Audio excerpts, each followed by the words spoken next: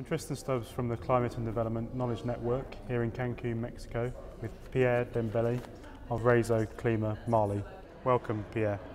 First of all, Pierre, could you tell me about your organisation that forms part of RESOU Clima Mali? Okay, thank you. I'm actually working with a national NGO based in Mali called the Malifolke Centre. And the Malifolke Centre is really focusing on the promotion of renewable energy and environmental protection. So our main focus area is two domains.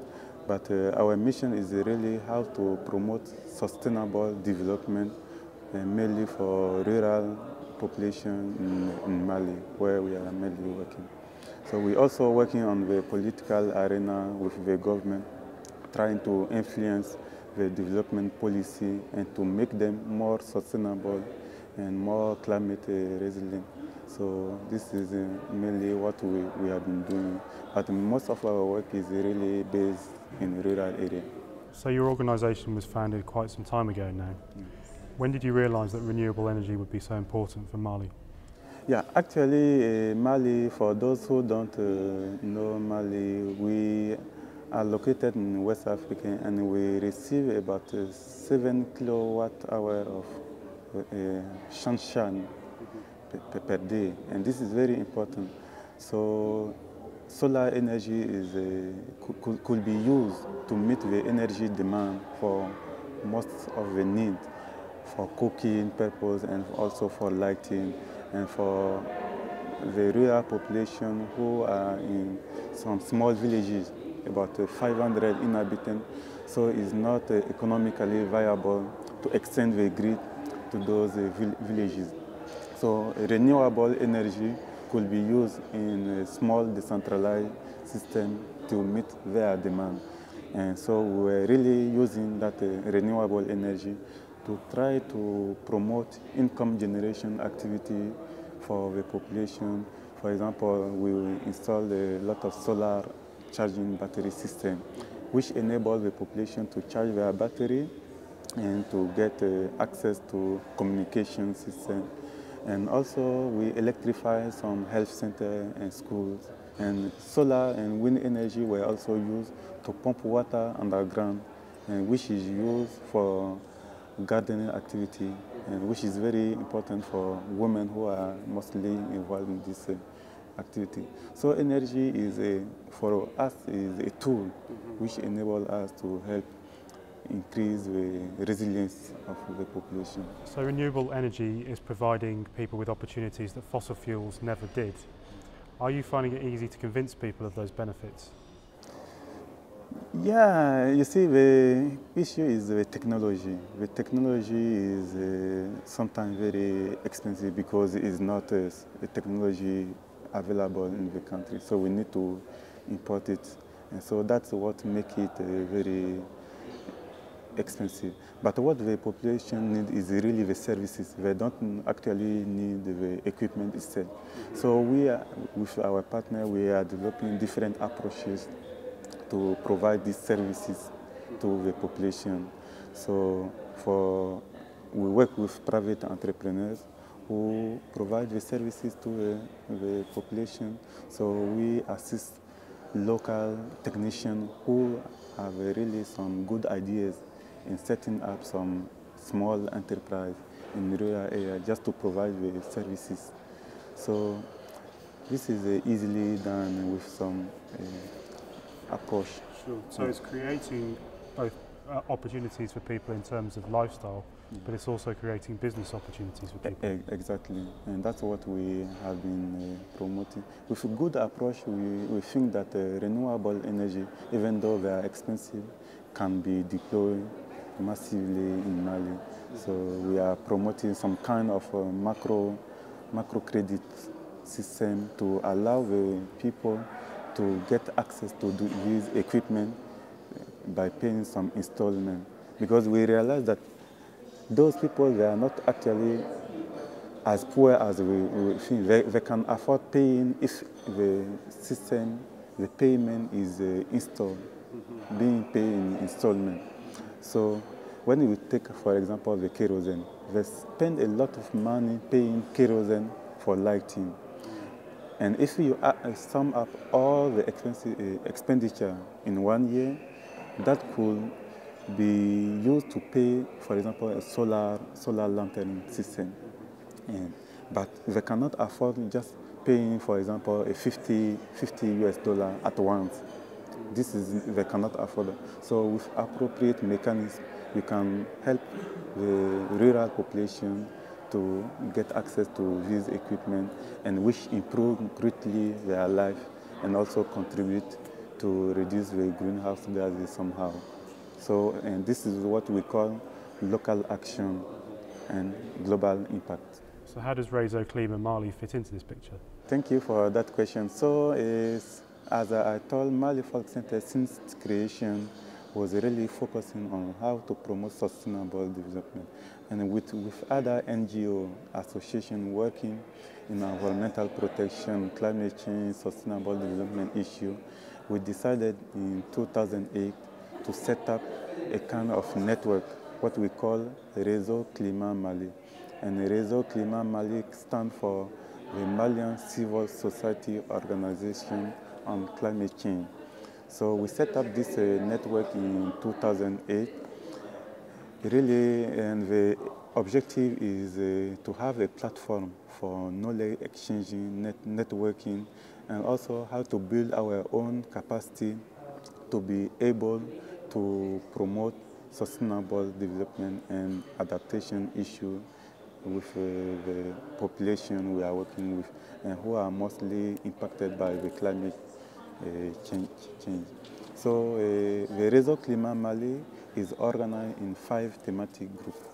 We have the thematic group on adaptation, a thematic group on mitigation, thematic group on technology transfer, a thematic group on risk management, and a thematic group on lobbying and gender issues. So all these thematic groups, so the different members of the network are now organized in these different thematic groups according to their interests.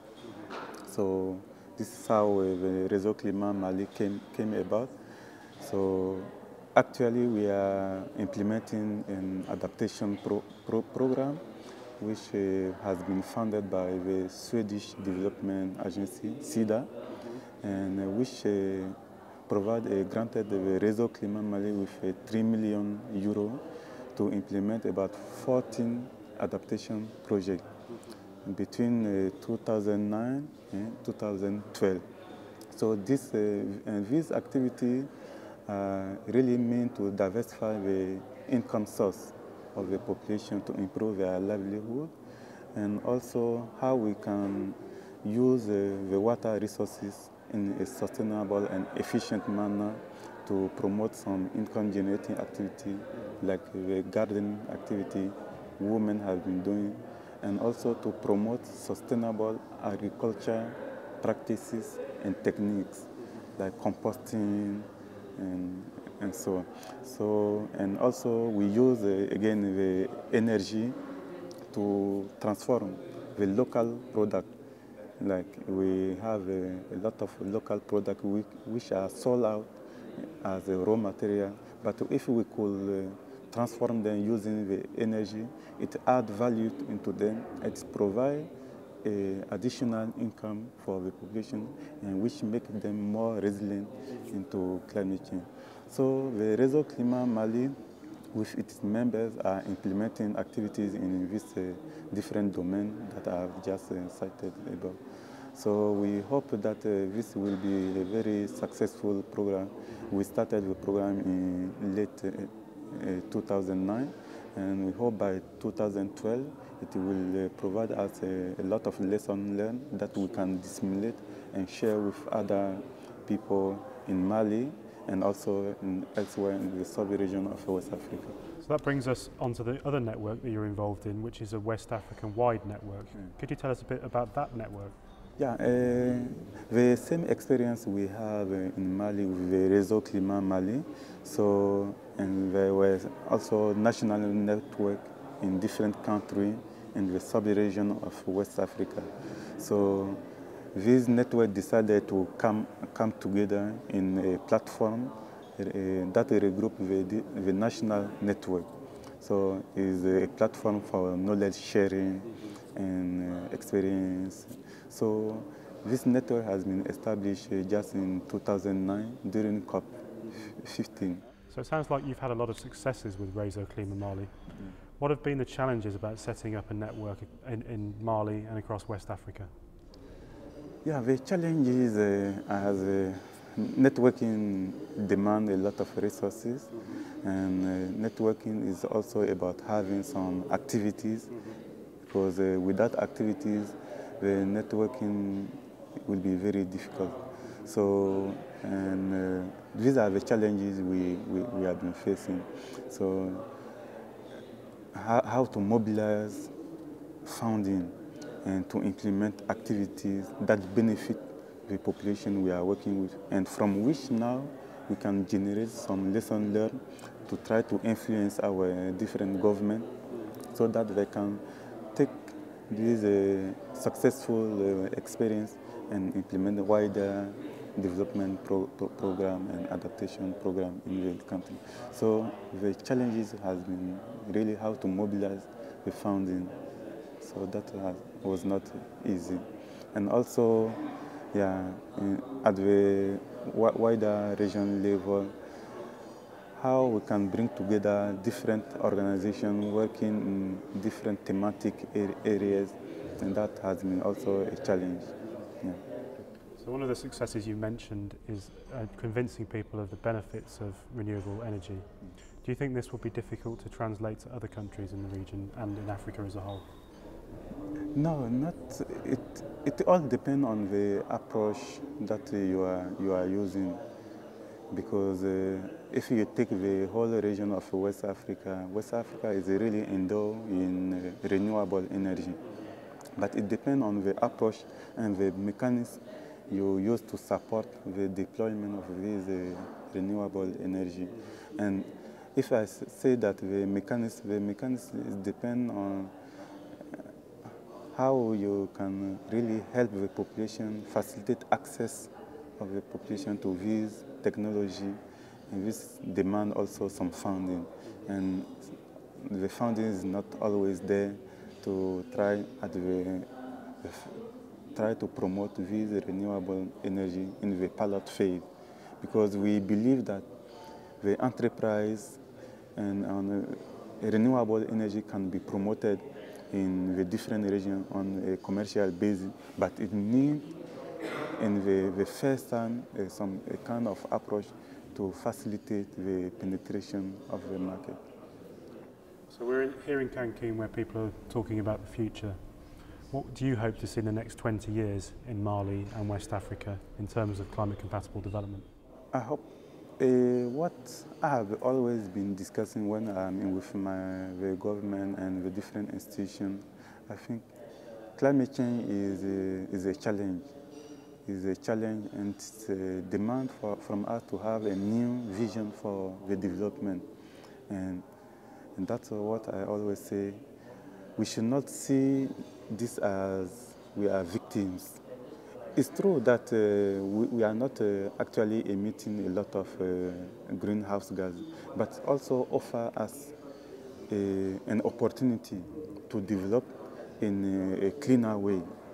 And that one, I think that if we understand that with the support of the developed country, we could go and implement what we call develop a green economy. And that's what I think we should really see climate change also not just as a victim of climate change, but also as an opportunity for us to develop in a cleaner way. So that's what I think. Great. Thank you very much, Pierre. Thank you.